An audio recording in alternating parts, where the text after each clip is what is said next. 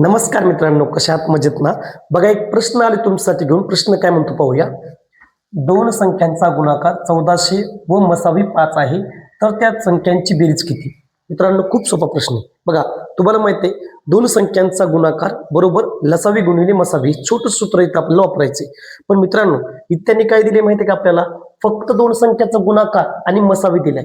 म्हणजे प्रथम आपल्याला त्या दोन संख्या काढायच्यात, पण त्या दोन संख्या काढण्यासाठी आपल्याला लसावी आणि मसावी आपल्याकडे असणं कंपल्सरी.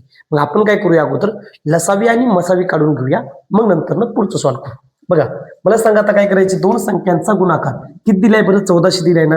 दोन संख्यांचा गुणाकार बरोबर काय असते? लसावी गुणिले मसावी. आता लसावी आपल्याला माहित नाहीये, गुणिले मसावी किती दिलाय रे? 5 दिलाय. आता आपल्याला मित्रांनो लसावी ते करता येईल. इथे गुणाकारामधला 5 आहे, इकडे भागाकारामध्ये टाकायचा. म्हणजे 1400 छेदामध्ये येणार 5 बरोबर आपलं काय येईल रे?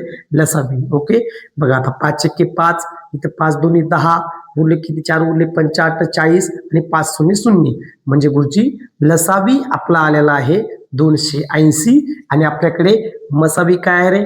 मसावी आहे 5. आता मला सांगा मित्रांनो, जर या लसावीला मी मसावीने भागले तर येणारे जे उत्तर आहे ना, त्याचे आपल्याला असामायिक अवयव पाडायचे असतात. ओके, कारण लसावी छेद मसावी बरोबर असामायिक अवयव हे आपल्याला छोटंसं सूत्र हे पण माहिती आहे. मग काय करायचं बघा, मी याला बघतो. 5 × 5, 5 × 5 = 25, उरले 3, 5 × 30.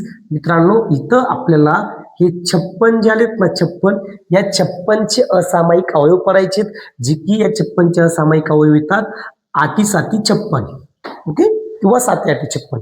मला सांगा, या असामायिक अवयवाला काय करायचं माहितीये का? या मसावीने गुणून घ्यायचं, म्हणजे त्या दोन संख्या आपल्याला मिळतील. मग पहिली संख्या आपली काय मिळणार आहे? पहिला असामायिक अवयव 8 गुणिले मसावी किती आहे? 5, म्हणजे 8 × 5 = 40 ही असणार आहे आपली पहिली संख्या.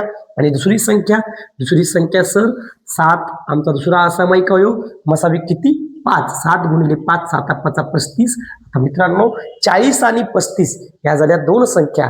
आपल्याला विचारलंय त्या दोन संख्यांची काय विचारली आहे? बेरीज किती विचारली आहे. मला सांगा, मग 40 आणि 35 किती झाले रे? 75 झाले. पर्याय क्रमांक आपलं उत्तर यायला पाहिजे 3. ओके, थोडं व्यवस्थित समजून घ्यायचं मित्रांनो, खूप सोपं गणित आहे. थँक्यू.